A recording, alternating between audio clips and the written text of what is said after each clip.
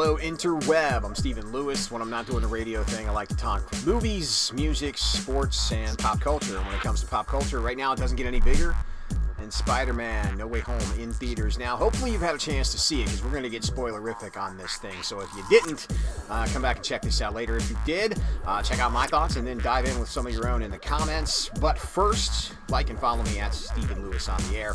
Facebook, Instagram, Twitter, the links are right there. So the movie itself picks up right after Far From Home left off, and there's been a lot of hype surrounding it, a lot of expectations, and it's pretty much all of them met or exceeded. I've heard people call this film flawless. I've heard people call this film perfect, and it is really good. In fact, when it comes to the Marvel movies, Endgame is still my number one, Winter Soldier my number two, but this one very well could slide into that coveted 3 or 4 slot, because it is that good. Peter Parker has been outed via Mysterio from the last movie, who was played by Jake Gyllenhaal, in case you need the refresher. And it's kind of causing havoc in his life. Not only does he have to face some pretty nasty charges for allegedly killing Mysterio, but he's also having problems in the college admissions department. And we do get the cool cameo. Like, there's been a lot of talk about Charlie Cox, who plays Daredevil on Netflix. If you have yet to watch Daredevil on Netflix, it is out there, and it is well worth the 3 seasons that they put out there. And the weird thing about that is once upon a time, Marvel Television, Marvel Films were 2 completely different divisions. So a lot of that stuff wasn't necessarily what we call canon.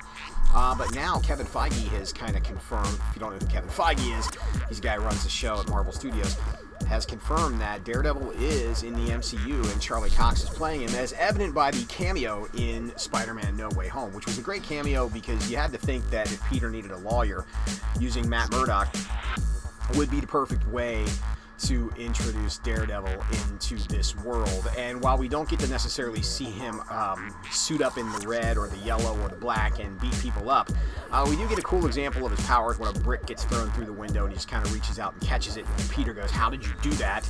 And he says, "I'm a really good lawyer." It just fit, it worked, and looking forward to seeing more of Matt Murdock in She-Hulk coming up on Disney Plus here in, I guess, another few months. But Peter's life is kind of out of control. It's starting to affect his family and his friends, and he wishes he could do something about it, so he decides to do what any good superhero would do, ask another superhero for help, which leads him to Benedict Cumberbatch's Doctor Strange. And when Peter first goes to see him, he says, "Hey, can we just go back in time and fix all this?" And Strange kind of alludes to the fact that, "Dude, you lived through the Infinity War just like I did. I don't have the time stone anymore, but what about casting a spell to make people forget?" Peter's all on board until he realizes that he doesn't want everybody to forget he's Spider-Man. He wants a couple of people in his life to still know his secret. This causes Strange's spell to go haywire, and instead of making everybody forget who Spider-Man is, he starts pulling people from other universes into this one who know Peter Parker already is Spider-Man. It starts when they're on the bridge and Peter is on his way to try to beg his way into MIT for him and his friends. Dr. Octopus returns, played again by Alfred Molina, and he is fantastic in this role. He was great in the early 2000s in Spider-Man 2, and he's just as good now, has not missed a beat, and it's perfect casting then, perfect casting now. He's a lot of fun from the first time you see him. It's a pretty good fight scene on the bridge with some... Hello, Peter. Hi? Do I know you? What have you done with my machine? Your machine? I don't know what you're talking about. I don't... What machine? Do you want to play games? Catch!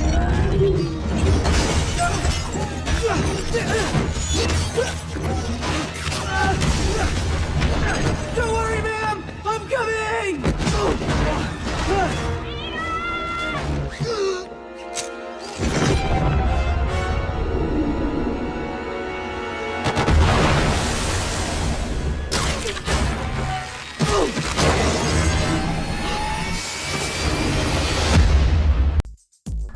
Strange lets Peter know that he had an encounter with the Lizard, played again by Rhys Ifans. And, you know, if I had a flaw with this movie, I wanted the Lizard to look differently. However, since they brought him out of the Amazing Spider-Man world, I guess you kind of had to keep him looking the way he did. So, needless to say, Strange tasks Spider-Man with getting all these villains rounded up into this kind of magic prison that he created so he can send them back to his world. Peter says he needs help, so of course he involves Ned and MJ in this. And you might have seen the black costume. It's not another take on Venom. It's not a new suit. Everybody knows who Spider-Man is, so people aren't necessarily treating him nice. He gets some kind of green gook on his costume, and all he does is basically turn his red and black one inside out, and it looks like that. So you can, if you up close, you can see where all like the wire connections are and everything. So it's not a new suit. It's, you know, I get why they did it, but it wasn't necessarily my favorite look for Spider-Man, that's for sure. So needless to say, Peter goes on the quest thinking he's going after the Green Goblin. He actually encounters Jamie Foxx's Electro from the Amazing Spider-Man sequel, Amazing Spider-Man 2, and this time around you get Jamie Foxx back and he gets another crack at Electro, and he's by far the funniest of all the villains in the movie. He gets another look without being translucent blue. They kind of give him a different way to use his power, which when he does, gives him the look of the comic book costume without the cheesiness of the comic book costume, and it just plays really well. Jamie Foxx, much better in this version of Electro than he was the last time around, so that is refreshing. So Peter finds him. He also finds the Sandman, again played by Thomas Hayden Church. Now the thing about this that I think is really cool, when you see the trailers, you see Sandman and the Lizard coming back. I thought they were just going to use the CGI versions and not necessarily get the original actors back, but they do, and that was kind of a win for everybody too, just to see all of the original players back in the fold, so to speak. But after Peter rounds up all the villains and gets them together, including Norman Osborn, Dr. Ock kind of alludes that all of these guys have a fate. They all die fighting Spider-Man, so Peter can't, you know, in good faith, send them off to their deaths. And this is where the story kind of shifts a little bit, and you get the emotional punch that comes along with this. You see some conflict between Doctor Strange and Spider-Man, and you see some conflict between the other villains who don't necessarily trust them. Peter doesn't trust them as well, so it's kind of this big thing where Peter decides to sneak him back into Happy's apartment and figure out ways to cure him. And when he starts with Dr. Octopus and it works, it does the other ones start to kind of shift their trust a little bit until they realize, wait a minute, Electro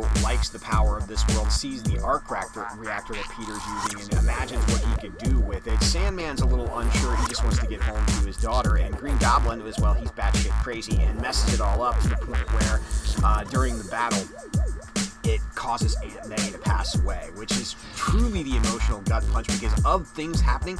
Didn't see that one coming. They never really introduced Uncle Ben in this version, but they gave Aunt May kind of a prominent role, and I didn't see Marissa Tomei out of this franchise that quickly, but it all works well in this. And you know, Tom Holland did an interview a couple weeks ago where he said the fights in this movie are just hard-hitting and probably the most powerful that you'll ever see in any of the Spider-Man movies. He's not kidding, man. There's some brutality happening in this. After taking the loss of Aunt May, Peter kind of realizes he's all by himself and doesn't really have anybody anymore. So you see MJ and Ned trying to do their best to find him. After the sling ring thing, I love the way they introduced this because for weeks there have been lies and misleading about who's actually in this movie, and now the secret is completely out. But as Ned is using a little Doctor Strange magic to try to find Peter Parker, he does find Peter Parker, but in the form of Andrew Garfield, Peter Parker from the Amazing Spider-Man. And when Garfield comes in and pulls off his mask, the reaction in theaters has been fantastic. He has fun with the role. It's good to see him come back and get a better way to close out his time as Spider-Man. And not only do they find Andrew Garfield's Peter Parker, they also bring in Tobey Maguire's Peter Parker. And you see Tobey Maguire step in, and you get the sense that all these Spider-Men have something to do. Peter, Tom Holland is the young, mutant superhero game Spider-Man. Andrew Garfield has kind of been through some stuff and is the bitter loner Spider-Man. And then you've got Tobey Maguire, who gets you the impression that his character has been doing it for a while and found a way to be happy in the end with Mary Jane Watson. You don't see Mary Jane, but you do get led to believe that things are good between her and Peter in his world. And speaking of Mary Jane Watson, we find out in this one that MJ is actually Michelle Jones Watson. Not sure if there's any relation there, but it's just Marvel's way of using MJ, so we'll see how that goes. But seeing all three Spider-Men on the screen is one, it's kind of one of those movie moments when you see all the Avengers, you didn't think that it was going to happen. does happen, it's fantastic to see. And it's cool to hear him, talking with Tobey Maguire's Spider-Man about how the hell do you have organic web shooters and we don't? And then they start talking about different kinds of villains that they fought. And the comedy between the three of them works. And the emotional punch between the three of them works. They encounter Peter when he's kind of at his lowest. And he kind of wants to give up. And they, Spider-Man alludes to the fact that he could not save Gwen, which was his world's MJ, and he's never been able to forgive himself, so it's made him bitter. And then Tobey Maguire's Spider-Man still blames himself for Uncle Ben's death, and he has lived his life trying to kind of make up for that, and it kind of makes Tom Holland's character, since we never got to see Uncle Ben in the Holland universe of Spider-Man, Aunt May actually gets the iconic "with great power comes great responsibility" line, and when Peter says that, Holland's Peter says that, the other two Spider-Men come back with, Uncle Ben said that. And it just kind of all works to see them on screen together, and they realize that they have to take down all these villains because Peter still wants a chance to give them the opportunity to live by trap. They all kind of agree that they're going to hunt down the villains and try to cure them and not kill them per se, especially while Peter still has Doctor Strange trapped in the Mirrorverse and buying them a little time. But we get to see this great scene on the Statue of Liberty. You've probably seen in the trailer where, Spider-Man swinging into action against the three or four villains, but in reality it's all three Spider-Men, and to watch them work together and the way they all kind of bring their own things to the table, it's great seeing Tobey Maguire's Spider-Man reunite with Alfred Molina. They get some time on screen and have some closure, and then you also get to see Andrew Garfield has a great moment when MJ falls off the building. In the original trailer, a lot of people that were saying, no, that's not Tom Holland's hand reaching for, it's Andrew Garfield. It is Tom Holland's hand reaching for, but he's not the one that's able to save her. It's actually Andrew Garfield, and it kind of packs an emotional punch when he does, because it gives him the closure that he wasn't able to do when he couldn't save Gwen in his world. But all of them get together, and eventually, in the end, for as much fun as it is to see these three Spider-Men together, it's also emotional as all hell, especially when Peter is full out against the Green Goblin, almost to the point where he wants to kill him with the glider until Tobey Maguire steps in. And I thought for a minute, when the Goblin stabs Tobey Maguire's Spider-Man in the back, that they would kill him off. Thankfully, that doesn't happen. But the whole thing around that, where they fix the Green Goblin and try to save them, just all plays extremely well. But still, the overlying problem is the fact that it is the worst of these issues, thanks to Strange's spell, and they've got to fix it, which quickly leads Tom Holland's Spider-Man to realize that if Strange casts the spell where everybody forgets who he is, it would work. So Strange tells him to say his goodbyes, which he does. He gets a goodbye with Maguire and Garfield, and it's cool to see all three of them together. Somewhere down the road it happens again, but even if it doesn't, this is fine. And then the true emotional punch comes when he says goodbye to MJ. I did not like Peter's friends in any of these movies. In fact, I thought they were annoying for the most part in the first one. They grew on me a little bit during the second one, but by now, I totally dig Ned, and I really think that Zendaya did fantastic. I didn't like her casting when it started because I wanted the Marvel Universe to bring in Mary Jane Watson.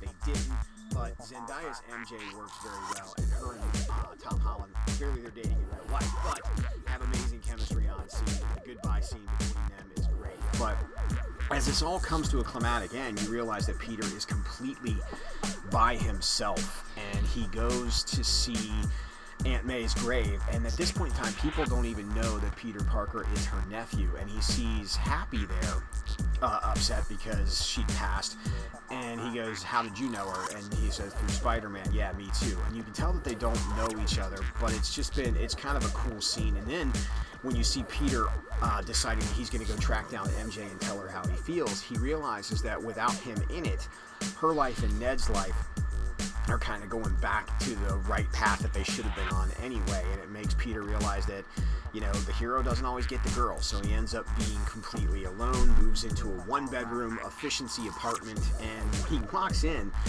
he has no more Avengers, no more Stark Tech, no more Aunt May. He is completely just Peter Parker in the big city being Spider-Man, and it's funny because Holland was asked a few weeks back what his favorite Spider-Man costume was, and he said he liked the red and black from the last movie a lot, but he was hoping that someday soon he'd get a chance to wear the traditional red and blue. And it's so cool in the end of the movie to see that he had sewn his own traditional red and blue costume and swung out into the city to check things out. Great way to do it, and they ended it in the sense that Marvel, if they were going to close this out as the last part of the trilogy, could do it and could go on in a different direction, and you've taken effectively Spider-Man out of the Marvel universe because nobody knows who Peter Parker is anymore, and Spider-Man can operate on his own. But if you want to do other things, it clearly leaves the door open for all that. Now, since I've recorded this, it has come to pass that Sony and Marvel are actively developing a fourth Spider-Man movie, so hopefully Holland comes back for this one and you get the cast back and see where they go. But this was just, it was a great movie. It was phenomenal. It's not often that something can live up to all its hype and expectations. If you haven't seen it yet, I encourage you to do so. And I also wanted to know what you think. Did you like the way everything played out with Garfield and Maguire? Because they've been lying for weeks about being in the movie, and when you see it, you understand why. Just seeing the reaction when both of them came on in the theater was great. I had to see it by myself with some critics, which was great first, and then to go back and see like the live reaction at how everybody got it was fantastic as well. So let me know what you think about Spider-Man No Way Home. Get a chance to check it out, please do. Drop a line in the comments, and we'll see where this thing goes. The end credit scene, unfortunately, you see Tom Holland's Venom, but it looks like he's getting zapped back into his world despite leaving a piece of the symbiote behind. Not sure where they're going there, if Venom is going to find his way into this universe or not, but either way, there's definitely symbiotes in play. And of course, you get the trailer for Doctor Strange and the Multiverse of Madness, which will go a lot further in probably setting up the next phases of the Marvel Cinematic Universe. Either way, you got to hand it to Marvel, man. They've got a plan. They stick to it. It might take a while, but everybody always constantly wanting to find out what's going on next, myself included. Thanks for watching. Thanks for listening. Enjoy, and always down in front.